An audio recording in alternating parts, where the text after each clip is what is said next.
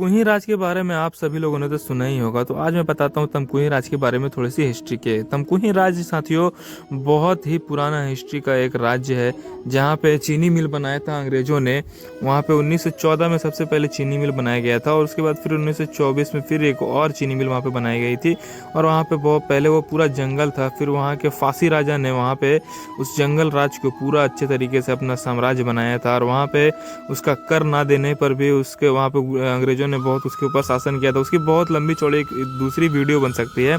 तो मैं गया था तमकुही राज कल अपने गाड़ी से लेकर अपने कस्टमर को वहाँ से लेके आने के लिए।